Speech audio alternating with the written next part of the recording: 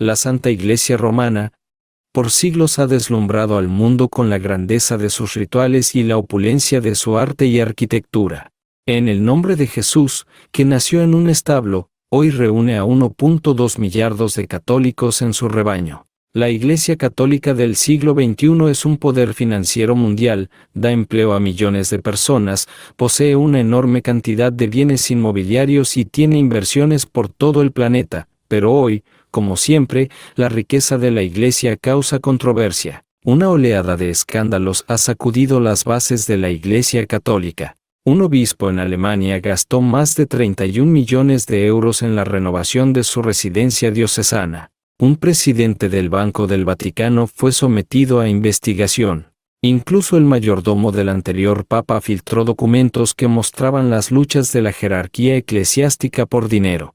Se encontró culpable del delito previsto. Los escándalos financieros revelaron a una iglesia que trataba de protegerse a sí misma, que estaba bajo ataque. Un reformador como Ratzinger había sido tan excluido por la curia y sus conflictos internos que con su renuncia, la Iglesia parecía haber perdido toda credibilidad y responsabilidad con la opinión pública y parecía no poder recuperarla. La necesidad de poner fin a la incompetencia financiera y a las irregularidades fue crítica para causar la elección del Papa Francisco. Este fue el cónclave más antisistema del último siglo. El Papa Francisco no quería revocar las enseñanzas de Benedicto, lo que querían revocar era la gestión empresarial del Vaticano de los últimos 8 años. Ya estaban cansados de todo lo que era, y realmente ellos querían elegir a un reformador que pareciera que llegaría a Roma a sacar la basura. Pero el nuevo Papa tenía mucho trabajo por delante. Sacerdotes que echaban mano de la colecta, arzobispos que invertían en un canal porno, un imperio de bienes raíces oculto, acusaciones de lavado de dinero y corrupción, víctimas de violación sexual, presuntamente privadas de su compensación. ¿Por qué está la Iglesia Católica plagada de escándalos financieros? ¿Puede la Iglesia reconciliar su dinero con su moral? Mi búsqueda por respuestas comienza muy lejos de la columnata de la Plaza de San Pedro y me lleva al corazón de Europa, Eslovenia, donde una arquidiócesis invirtió compulsivamente y causó la alucinante pérdida de 800 millones de euros. Cuerpos desnudos retorciéndose, gemidos teatrales y quejidos, no es exactamente lo que esperarías encontrar en un canal de televisión propiedad de la Iglesia.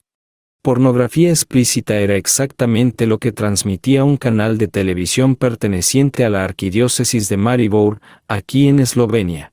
Los católicos de la ciudad estaban impactados, y lo estuvieron aún más, cuando se hizo claro que esto era solo el comienzo del escándalo que involucraba a su iglesia. 3 obispos destituidos de sus cargos, un sacerdote exiliado a un monasterio austriaco, una diócesis al borde de la bancarrota. Este fue el final amargo de una historia que comenzó en 1991, cuando el país se liberó del comunismo y obtuvo su independencia. En Maribor, la Iglesia adoptó el capitalismo y dio un salto temerario al mundo de las inversiones. Las inversiones han aumentado de forma alarmante en los últimos meses de este año. La Iglesia de Maribor inició sus negocios hace unas 2 décadas, cuando Eslovenia dio fin a su régimen comunista. Las compañías públicas fueron privatizadas y las personas recibían certificados que podían invertir en participaciones accionarias. Entonces la Iglesia decidió participar en esta privatización y comenzó a colectar esos certificados de manos de los creyentes. En un intento por recobrar la influencia que había perdido durante la era comunista de Eslovenia, la Iglesia de Maribor intentó emular a Italia y a Austria, creando escuelas católicas como esta. Pero se necesitaba dinero, y 60.000 eslovenos católicos confiaron sus certificados a la diócesis. Algunos de estos certificados valían 3.000 euros. Las ganancias tempranas alimentaron un gusto por el riesgo financiero. Compraron grandes compañías eslovenas en la industria química, en la industria del papel, en las telecomunicaciones. También invirtieron en el extranjero, en proyectos de infraestructura, en proyectos de bienes raíces. Y había un alto riesgo en estas inversiones. La Iglesia estableció 2 fondos de inversión, Esbon 1 y Esbon 2, Campana 1 y Campana 2 en español. A través de ellos compró un puerto en Croacia, un matadero en Argentina, y acciones en las industrias del petróleo y del titanio. Su objetivo estratégico en cuanto a sus inversiones financieras era tomar un rol importante en el control del negocio y de decisiones estratégicas en la economía eslovena. Ya saben lo que dicen, los hombres de dinero pueden comprar a los hombres de poder. La inversión más grande y más riesgosa de la arquidiócesis fue una compañía de telecomunicaciones llamada T2.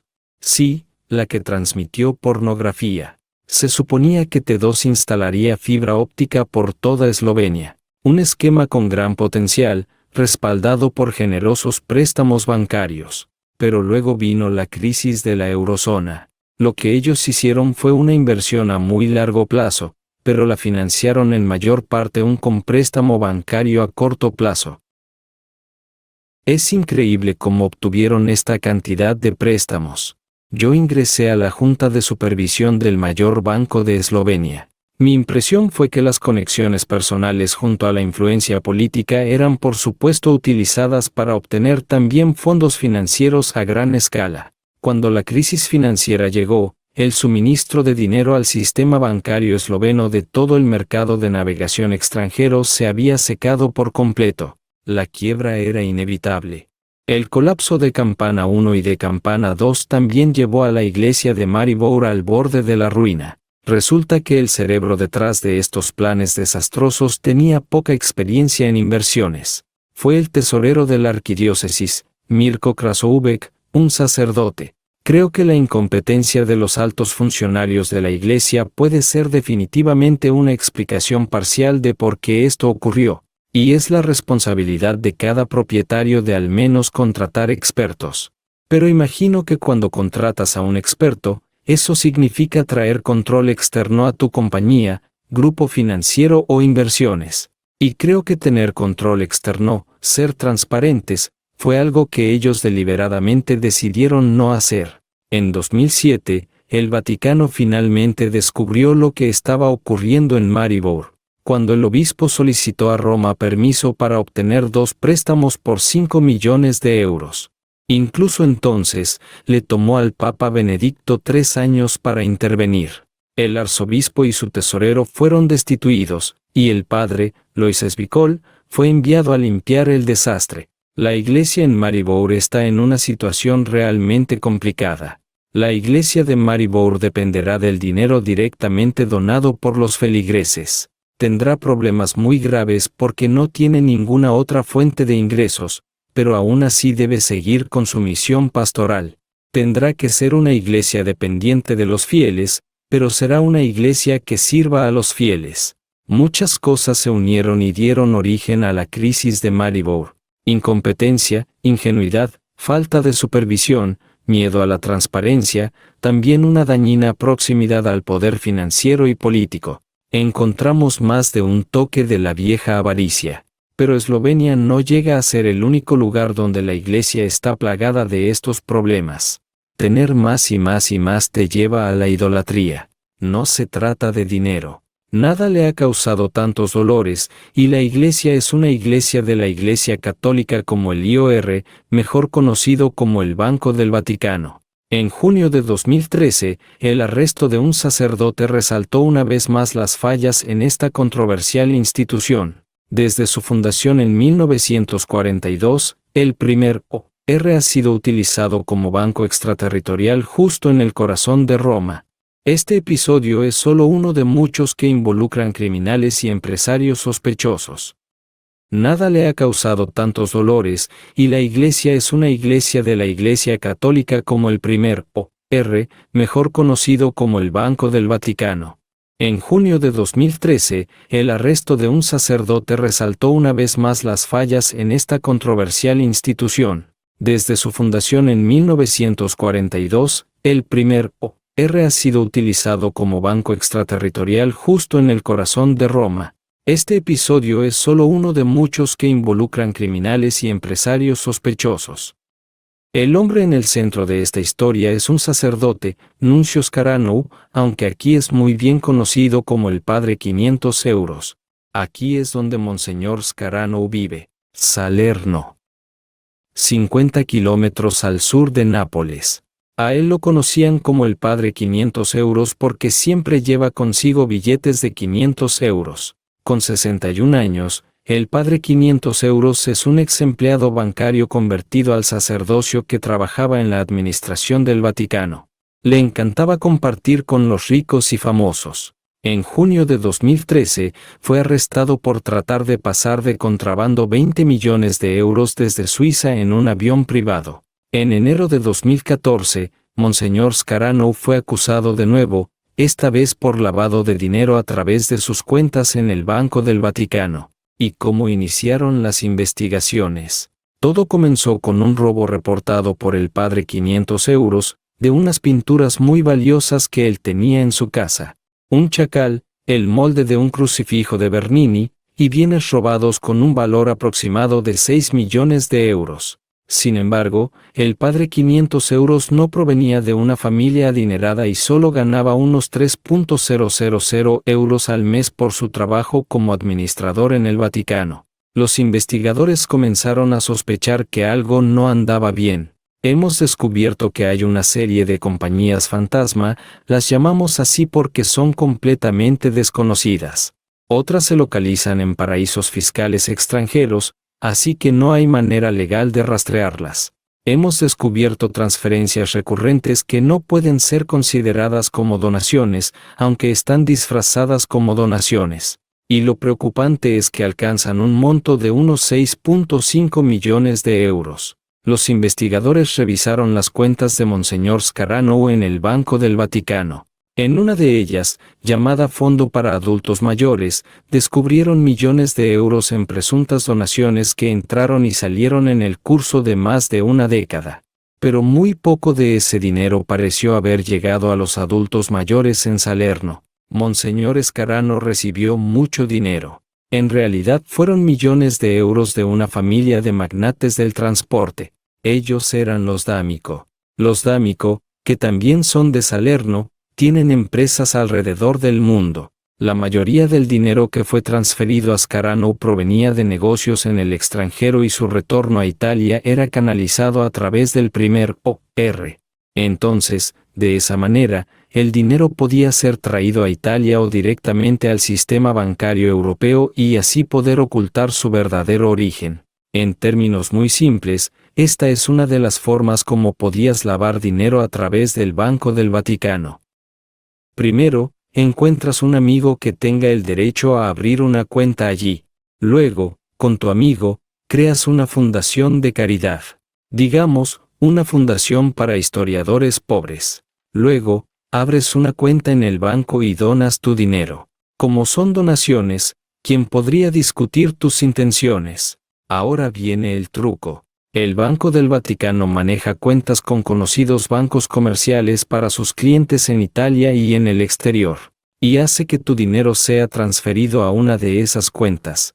Siempre y cuando el banco correspondiente no haga muchas preguntas sobre una transferencia del Banco del Papa, no habrá manera de rastrear los orígenes del dinero que tú puedes transferir a tu cuenta personal. Está hecho. El dinero está lavado.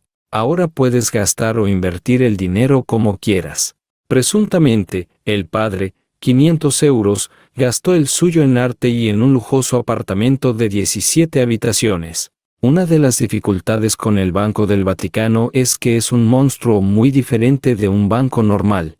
Cualquier persona que esté interesada en abrir una cuenta puede hacerlo con $10 sin ningún inconveniente. Con el Banco del Vaticano tienes que ser un cierto tipo de entidad. Tienes que estar en una orden religiosa o en una diócesis, o tienes el derecho de abrir una cuenta. Una vez que pasas este escrutinio, existe una actitud en el Banco del Vaticano de que ahora eres parte de la familia. En cierta forma, es inapropiado investigar dónde, de qué forma obtuviste tu dinero o qué planeas hacer con él. Pero todo esto podría pronto ser un problema. Desde los ataques del 11 de septiembre, las preocupaciones sobre el financiamiento del terrorismo han hecho de la lucha contra el lavado de dinero una prioridad mundial, y el Papa Francisco ha dejado claro que las décadas de escándalo deben finalizar. Luego del arresto de Scarano, el director del Banco del Vaticano y su adjunto renunciaron. Digamos entonces que el Banco del Vaticano está en camino a la reforma. Fue Benedicto XVI quien dio inicio al cambio en 2010. Él aprobó la primera ley antilavado de dinero del Vaticano. Designó a un vigilante financiero y antes de abdicar, designó a un nuevo presidente en el Banco del Vaticano que comenzó a monitorear las cuentas. Como resultado, más de 100 transacciones sospechosas fueron identificadas en 2013, y un cuestionario muy especial fue enviado a todos los titulares de cuentas. Lo que el Banco del Vaticano quiere saber es de dónde viene el dinero. Esto no es algo fácil de lograr. Es decir, hay algunos veteranos en el Vaticano llegando a incluir a algunos cardenales que se han mostrado muy ofendidos porque el banco quiere saber dónde obtuvieron su dinero y lo que van a hacer con él. Debo decir que una de las zonas sombrías es sin duda las fundaciones religiosas. Pueden ser utilizadas para ocultar sus flujos de dinero, pero que no tienen nada que ver con sus propósitos netamente oficiales. Puede haber incluso fundaciones que son totalmente falsas. Pero el Papa Francisco ha demostrado seriedad. Designó a un nuevo director de vigilancia financiera y formó una comisión para reformar las instituciones financieras del Vaticano. Y reemplazó a todos, salvo a uno de los cardenales de la Junta Directiva del Banco del Vaticano. Desde la llegada del Papa Francisco, la sensación es que la reforma se ha acelerado. El Banco del Vaticano creó un sitio web y ha publicado un reporte anual, como cualquier otra institución financiera. Es la primera vez que podemos llegar a ver las cifras, que en realidad vemos a dónde va el dinero. Para todo el problema que ha causado, el Banco del Vaticano es sorprendentemente pequeño. Tiene el control de los activos de 18.900 clientes, que suman 6.300 millardos de euros. En 2012 generó una ganancia de 86 millones de euros. Pero lo que hace con sus ganancias revela cuán importante es para el presupuesto de la Santa Sede, para la misión del Papa, en otras palabras. Solo en 2012, el banco le dio a su santidad 54.700.000 euros, suficiente para cubrir el 20% del presupuesto de la Curia Romana. Entonces, en cierta forma, podemos decir que, con estas contribuciones, el Banco del Vaticano permite que el Vaticano continúe viviendo y que su administración aún funcione. No sé qué pasará con el primer al final. Dicen que sería mejor si fuera un banco, otros que debe ser un fondo de ayuda. Otros dicen que lo cierren. Yo solo oigo esas voces. Pero no sé, confío en el trabajo de las personas del primer que manejan esas cosas y además confío en la comisión. Pero la transparencia en la Plaza de San Pedro sigue siendo vaga. Veamos el presupuesto operativo de la Santa Sede. En 2012 mostró ingresos de aproximadamente 250 millones de euros y egresos de cerca de 240 millones de euros, dando una ganancia neta de 2 millones de euros.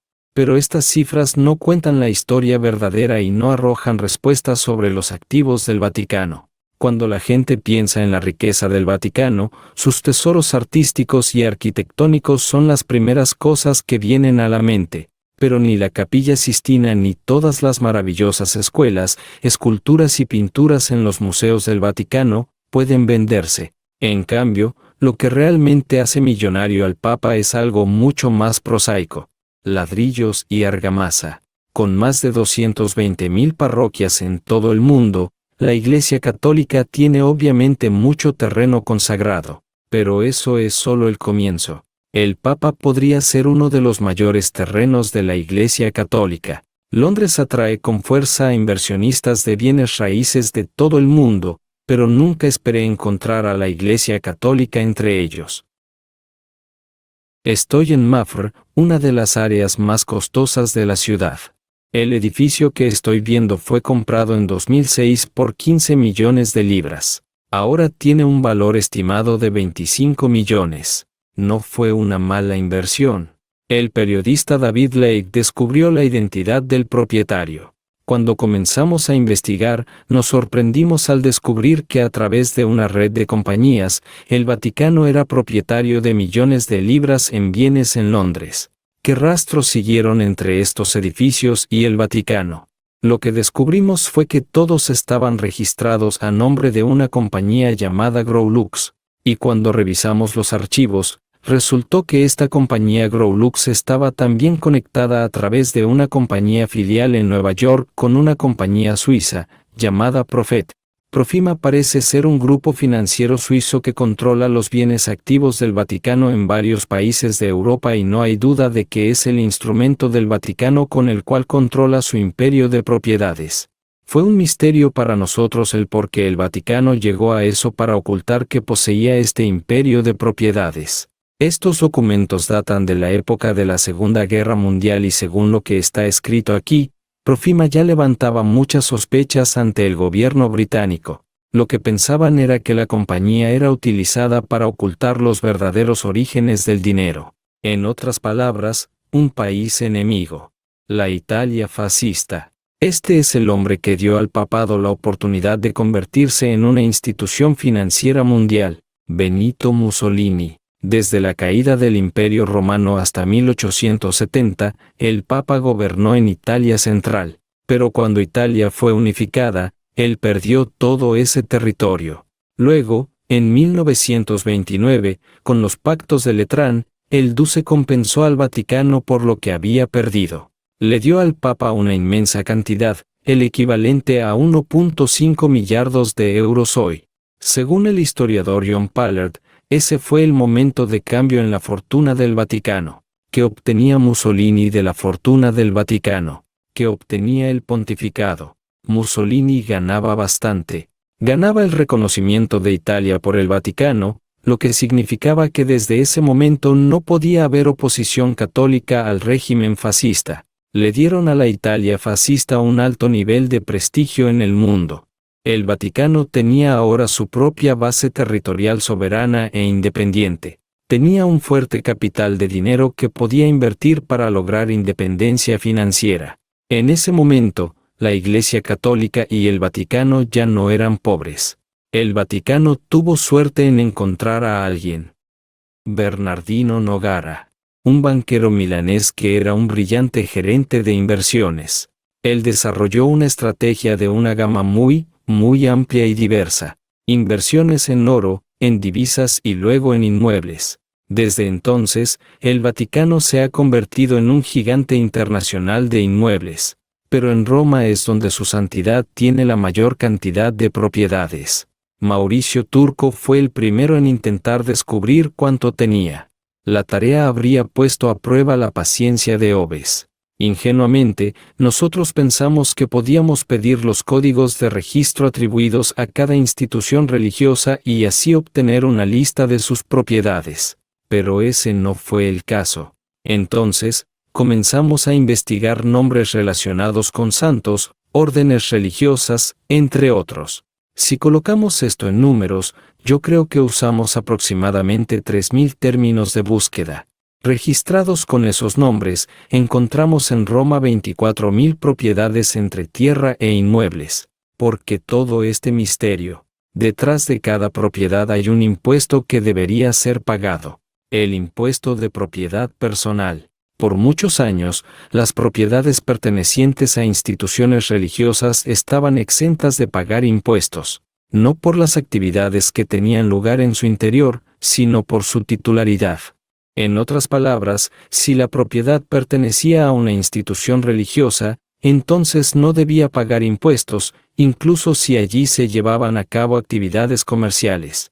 Un restaurante perteneciente a una institución de este tipo solo requería una capilla en su interior para evitar pagar impuestos. Restaurantes y hoteles católicos. No se encuentran muchos en la mayoría de lugares del mundo, pero en la ciudad eterna están por todos lados y producen muchísimo dinero.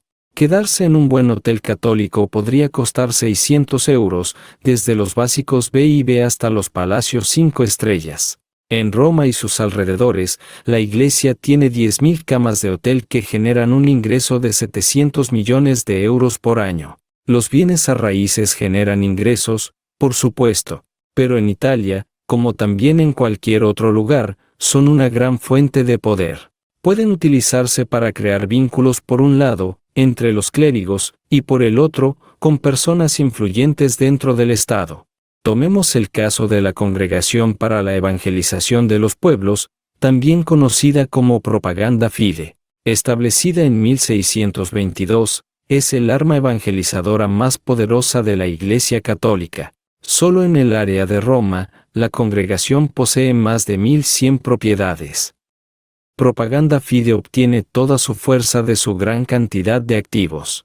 Solo sus activos en Italia tienen un valor de unos 10 millardos de euros. Es el estimado. En 2010, descubrimos que los activos de Propaganda Fide eran rentados a bajos precios, a políticos, funcionarios públicos e incluso a administradores de compañías públicas y privadas. Era una negociación. El remate de uno de los edificios de Propaganda Fide llamó la atención de los investigadores, cuando descubrieron que uno de los ministros del gabinete de Silvio Berlusconi estaba involucrado. El fiscal Sergio Sotani lideró la investigación. Propaganda Fide, propietario del edificio, lo vendió a una compañía cuyo representante legal era el hijo del exministro para la infraestructura, Lunardi. De acuerdo al contrato, el pago por la compra del edificio se estableció en 3 millones de euros, pero según el arquitecto el valor de la propiedad era mucho mayor, al menos 7 u 8 millones de euros. Más adelante la oficina del fiscal del distrito de Perú ya recibió unos documentos que hacían referencia a un subsidio otorgado a Propaganda Fide para la construcción del museo. El ministro intervino para la atribución del subsidio. Nunca podremos saber si el ministro fue un corrupto o no. El Parlamento italiano no autorizó a los investigadores a proceder con la averiguación y el caso fue abandonado. Esa acción legal excedió el Estatuto de Limitaciones, lo que significa que no habría investigación. La gestión se suspende. Los vínculos de Italia con el Vaticano son demasiado importantes para abandonarlos o peor, llegar al extremo de romperlos por una investigación de corrupción. En el caso de la comunidad cristiana, Judas comenzó como un pecador, avaro, y terminó siendo corrupto. ¿Cuánto daño los corruptos causan a la comunidad cristiana? Pecadores sí, corruptos no. A través de su larga historia, la relación de la Iglesia con poderes políticos ha demostrado ser monetariamente provechosa. Es un patrón que comenzó con el primer emperador cristiano de la antigua Roma, Constantino. Al imperio se le ocurrió una manera extraordinaria de mostrar su apoyo al cristianismo, otorgar exención fiscal. Y esta innovación estableció la idea de que si la Iglesia recibe dinero del Estado, ya sea en grandes o pequeñas sumas, es algo bueno porque garantiza respeto por la Iglesia en una manera práctica y tangible. A veces el miedo de la Iglesia de perder ese respeto le ha sido caro para todos y cada uno de los miembros del Vaticano. La relación problemática de la Iglesia con el dinero ha tenido efectos trascendentales en el cristianismo en el pasado. A comienzos del siglo XVI, el Papa León X decidió otorgar una especie de boleto de primera clase al paraíso a cualquier pecador que ayudara a pagar la cuenta por la construcción de la Basílica de San Pedro. Ahora bien, esta venta de indulgencias, como eran llamadas, fue lo que enfureció a Martín Lutero y dio origen al nacimiento del protestantismo. La venta de estas indulgencias era un gran negocio. De hecho, el primer eslogan publicitario en la historia se creó para promover la venta de indulgencias. Fue un pastor llamado Johann Tetzel, en el siglo XII, quien comenzó a decirle a la gente tan pronto la moneda en el cofre resuene, el alma al cielo saltará sin pena. El Papa León X tuvo mucho éxito y recolectó dinero de esta forma. Creo que en algún lugar profundo de la psicología católica está esta noción. Apoyando a la Iglesia es una de las maneras de arreglar las cosas con Dios. La gente paga por misas. Ofrecen misas a los muertos. ¿Por qué? Porque ofrecerles una misa los hará salir del purgatorio. Aún existe esta mentalidad en las personas mayores. Mi abuela, que tiene 93 años, hace eso. En vez de enviar tarjetas de Navidad, envía una nota diciendo que mandó a ofrecer una misa por alguien. Y esto se remonta a la idea de las indulgencias. La colecta dominical es una tradición tan antigua como el propio cristianismo, y también es un momento vital para los cofres de la Iglesia. Con esta donación semanal, Los católicos contribuyen con su parroquia y sus muchas iniciativas, que van desde proyectos de caridad hasta el boletín semanal. Pero no todo el dinero se queda a nivel local. Las parroquias envían parte de sus ingresos al obispo, quien a su vez envía una discreta contribución al Papa. En 2012, los obispos enviaron más de 26 millones de euros a la Plaza de San Pedro. Pero el dinero que los fieles ponen en la cesta de la colecta no siempre termina donde debería terminar. Es uno de los problemas más grandes que enfrenta la Iglesia en todo el mundo. En Estados Unidos, donde las colectas dominicales generan la importante cantidad de 13 millardos de dólares por año, ha alcanzado niveles récord. Chuck Sack creó un programa de maestrías en gerencia de iglesia en la Universidad de Villanova, y me lleva de nuevo a clases. Como explica la malversación. La malversación es igual a la necesidad más la oportunidad. 21% de las diócesis dijeron que nunca auditan a sus parroquias. Hay algunas parroquias donde la misma persona cuenta el dinero de la colecta dominical, gira todos los cheques y concilia las cuentas bancarias. Hace todos los pasos.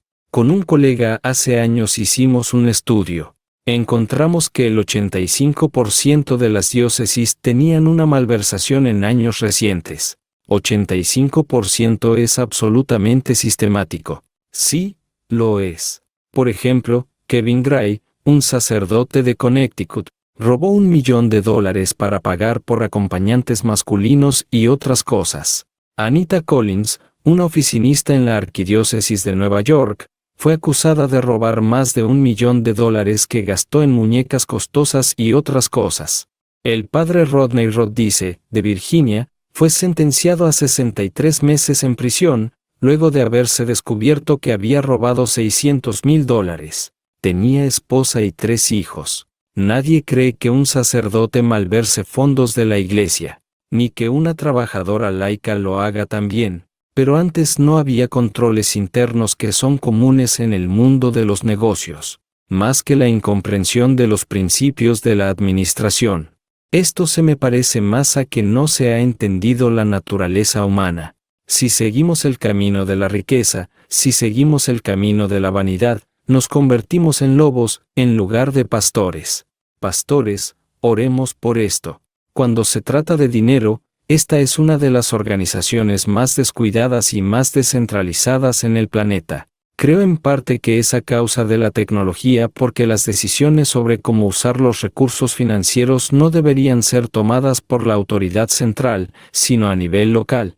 En parte es porque la Iglesia es liderada por personas que son grandes expertas en teología y liturgia, pero a veces tienen un entendimiento de escuela primaria sobre finanzas. Y francamente, ni siquiera saben qué preguntas hacer ni dónde conseguir las respuestas. Otro aspecto de esto es que por supuesto abre las puertas a procedimientos descuidados y la posibilidad real de corrupción. Hay suficiente dinero en la Iglesia Católica estadounidense para atentar a un santo.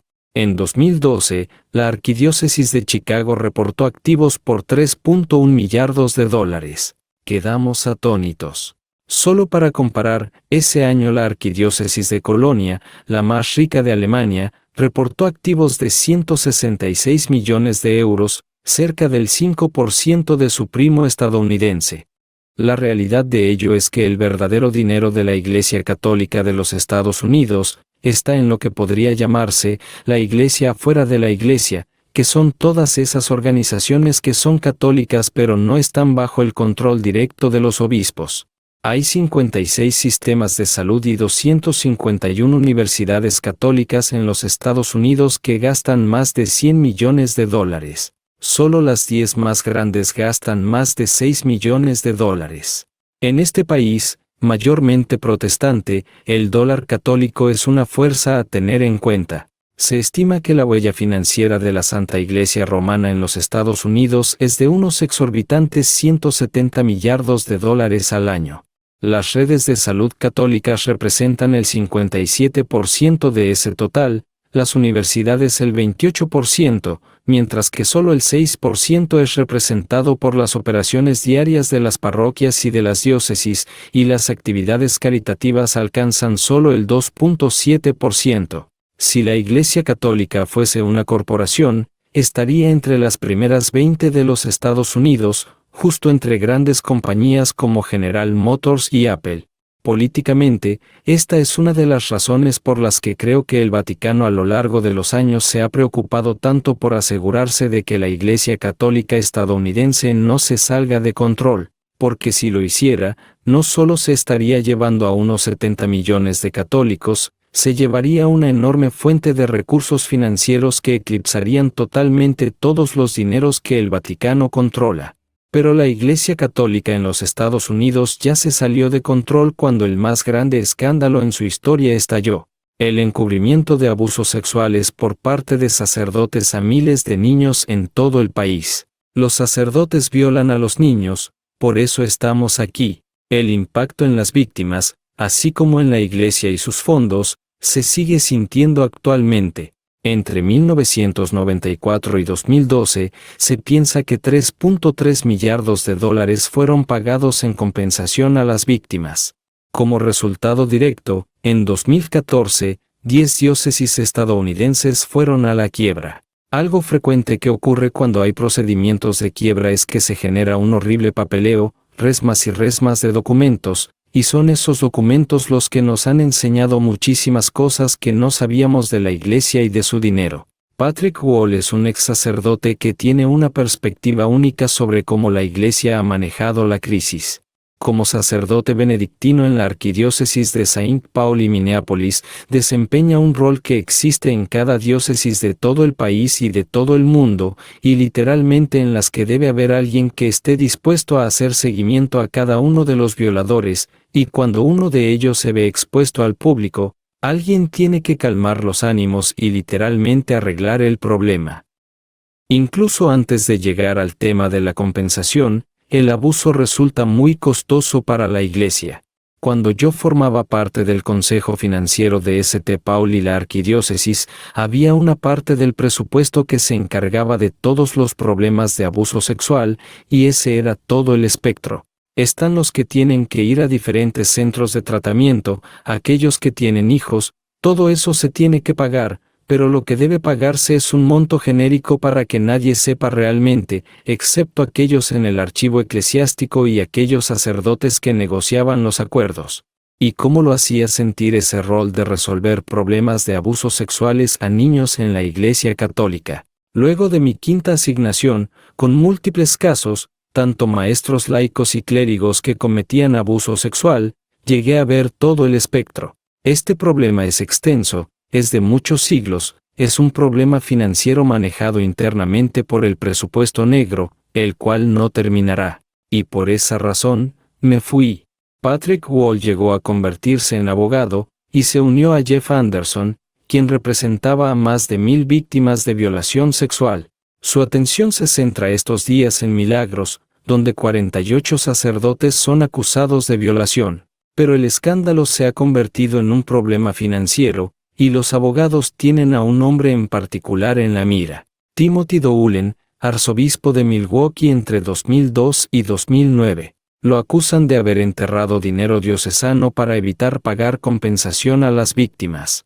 Por más de 2 décadas hemos estado trabajando con sobrevivientes para forzar la divulgación de los documentos que han mantenido secretos, y recientemente, en los últimos 2 años, la Corte ordenó la divulgación de los documentos. Y en las 50.000 páginas de documentos se nos reveló que el arzobispo Doolin obtuvo permiso del Vaticano para mover cerca de $60 millones al fideicomiso para el cementerio.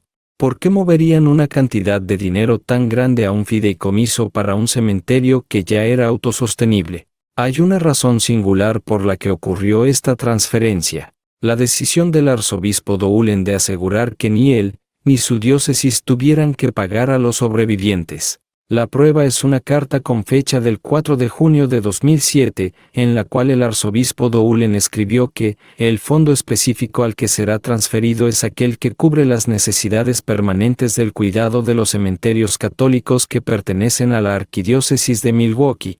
La transferencia de estos activos al fideicomiso traerá consigo la transferencia de esta misma obligación y restricción. Al transferir estos activos al fideicomiso, anticipo una protección mejorada de estos fondos de cualquier reclamo o responsabilidad. Está claro que la Iglesia, que hace cosas buenas, en la comunidad tiene el derecho de proteger sus activos. No hay duda de que la Iglesia Católica Romana hace muchísimo bien en su entorno, pero tampoco hay duda de que tienen un inmenso poder. Y para preservar ese poder, para hacer el bien, han cometido y continúan cometiendo delitos sistemáticos para ocultar lo que ya han hecho, para preservar su reputación. Y en ese contexto, que al mismo tiempo hacen el bien, hacen el mal y permiten que el mal ocurra. Esta birreta la quiero poner en el Empire State, el edificio de los Yankees o sobre la Estatua de la Libertad. El arzobispo Timothy Doolin es ahora el cardenal Doolin de Nueva York, una de las diócesis más ricas en los Estados Unidos. Él niega categóricamente las acusaciones. Mentiras. La arquidiócesis de Milwaukee tiene un excelente récord de integridad fiscal y transparencia. Las acusaciones de estos abogados también incluyen el encubrimiento del fondo para el cementerio, el cual por supuesto por ley estatal está escrupulosamente protegido y no puede ser tocado o transferido por nadie.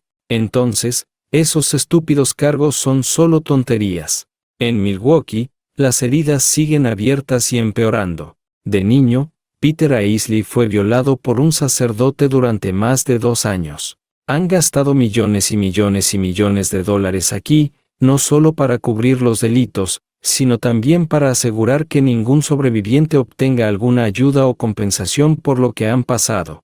11 millones de dólares en abogados han gastado, por ejemplo un sacerdote que es un violador, que tiene 25 años en el sacerdocio y fue identificado como pederasta mucho antes durante su ministerio.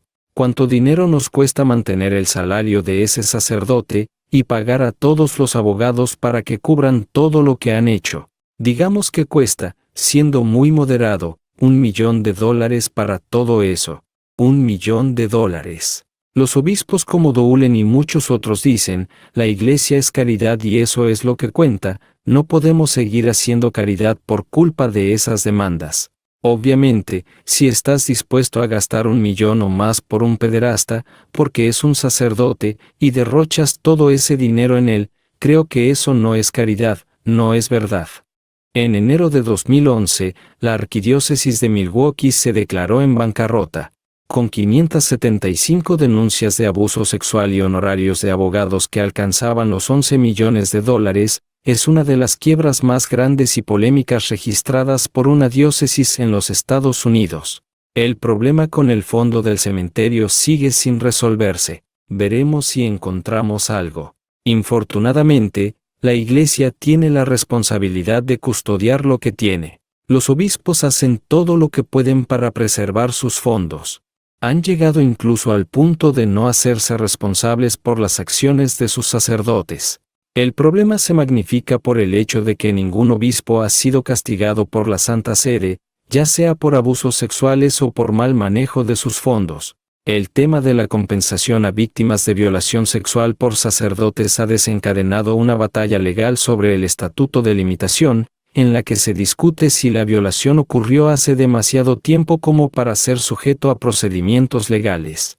Ahora, si la Iglesia pierde esta batalla, se verá obligada a pagar aún mucho más a los sobrevivientes.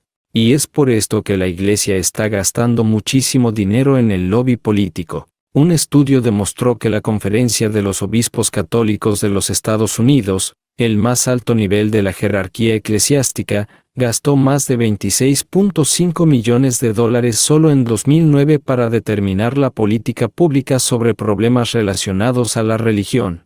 Solo en los Estados Unidos creo que dicen que la Iglesia Católica es la más grande denominación. Este es un país que tiene muchas religiones, y es la más grande denominación. ¿Sabe cuál es la segunda más grande denominación? Ex-católicos. Personas que han dejado la Iglesia. ¿Y por qué? Muchos dicen que es una organización adinerada, que es falsa, que todo es por dinero, lo cual es injusto con muchas de las buenas personas que dedican sus vidas a ayudar a sus hermanos en trabajos de caridad y en la proclamación de la piedad y el amor del Evangelio. El dinero es el excremento del diablo. Haz el bien, ama a tu prójimo, ayuda al pobre. Estos son algunos de los principios del catolicismo que han alcanzado y convencido a personas de todo el mundo a que donen dinero e inmuebles para las buenas obras de la Iglesia y arte para proclamar su mensaje. En todos los sitios donde he estado, he visto una Iglesia profundamente preocupada por aceptar los peligros y las responsabilidades que inevitablemente conlleva administrar riquezas. La respuesta del Papa Francisco ha sido relanzar una visión inspiradora de una iglesia pobre. ¿Pero qué significa esto realmente? Peter Turkson, de Ghana, es uno de los cardenales más influyentes en el Vaticano. Él tiene una interpretación. ¿Usted cree que en sus advertencias sobre el dinero y la corrupción, el Papa también enviaba un mensaje a la propia iglesia? Sí. El mensaje es también para aquellos dentro de la Iglesia sobre su propia actitud hacia el dinero y hacia la riqueza, y cómo estos también pueden comprometer la credibilidad de su propia predicación del Evangelio y de su sacerdocio. El mensaje nos llega a todos. El mismo Papa Francisco está dando el ejemplo. Ha rechazado muchas de las trampas de su despacho. Se desplaza en cualquier auto viejo y prefiere una habitación de hotel a la majestuosidad del Palacio Apostólico. El Papa dice que cuando un sacerdote lleva a cabo sus labores de manera apropiada, la gente está dispuesta a ayudarlo. El sacerdote debe ir a buscar al pobre en lugar de esperar por él, que no es un escudero local, sino que debe estar al servicio de los fieles. El dinero solo es útil cuando ayuda a la misión del sacerdote. En otras palabras, si el dinero no es útil, sería un obstáculo para la misión de la Iglesia. El Papa Francisco es perfectamente consciente de que algunas simbolizaciones del poder de la Iglesia Católica desilusionan a algunas personas, como el oro, la escarlata y el encaje, que parecen símbolos de privilegio y no de servicio, y él trata de cambiar. Hay pruebas de que esto está dando resultado. Recientemente estuve en un restaurante romano y me encontré con un cardenal del Vaticano muy veterano, de los que siempre mantienen la apariencia, pero allí estaba vestido muy simple. Nerviosamente le pregunté qué había ocurrido. Él me respondió: usted debe entender que con este Papa lo simple ahora es lo chic. La presión por cambio en la Iglesia Católica es fuerte. Escándalo tras escándalo han debilitado su autoridad, empañado su reputación y vuelto turbio su mensaje. El Papa Francisco intenta poner su casa en orden. Abrió las cuentas del Vaticano al escrutinio. Está luchando contra la avaricia, la codicia y la ostentación, pero el camino que tiene por delante puede ser difícil. Está claro que las reformas que el Papa Francisco ha impulsado con tanto fervor e intensidad enfrentan obstáculos. Esto es porque cuando altera el equilibrio y ataca partes de la Iglesia donde el poder ha confluido, hace tantos amigos como enemigos. El Papa no es en absoluto inmune a lo que ocurre a su alrededor. Si estas reformas van a llevarse a cabo, el Papa necesitará apoyo. No está muy claro si realmente hay un fuerte cuerpo divino. No hay mucho apoyo detrás de él ahora mismo. Él ha desechado a mucha gente, no solo en el Vaticano. Uno de los principales fiscales antimafia de Italia ha sugerido que la vida de Francisco podría estar en riesgo porque los clanes de la mafia que estaban acostumbrados a lavar su dinero a través del Banco del Vaticano, no pueden seguirlo haciendo a causa de la transparencia de Francisco. Como están molestos por perder lo que era un excelente medio para lavar el dinero proveniente de drogas y cosas así, podrían pensar en asesinar al Papa Francisco. La Iglesia tiene 2000 años. Para que el Papa Francisco tenga éxito en sus reformas, ésta tendrá que cambiar más rápido que en cualquier otro momento de su historia. Sin embargo, al final de este viaje, me pregunto si la Iglesia no estará condenada a una eterna relación de amor y odio con el dinero. Necesita dinero para hacer lo que quiere hacer en el mundo. Si quiere servir al pobre, si quiere oficiar misas, necesita tener recursos financieros. La Iglesia debe buscar recursos responsablemente y administrarlos transparentemente, y aún así debe dejar también en claro que siente un amor especial por el pobre. Ahora, en sus mejores momentos, ese es un equilibrio difícil de lograr. Y la verdad es que la Iglesia Católica no está en su mejor momento. Desde el punto de vista de las relaciones públicas, promocionar a una iglesia pobre es una estrategia increíblemente efectiva. Las multitudes que el Papa Francisco atrae lo prueban. Pero reforma es una de esas palabras como amor y esperanza. Todos las aprueban. La parte difícil es ponerlas en marcha. Por más popular que sea, si el Papa Francisco no resuelve los asuntos financieros de la Iglesia Católica, no habrá nada más importante en su papado.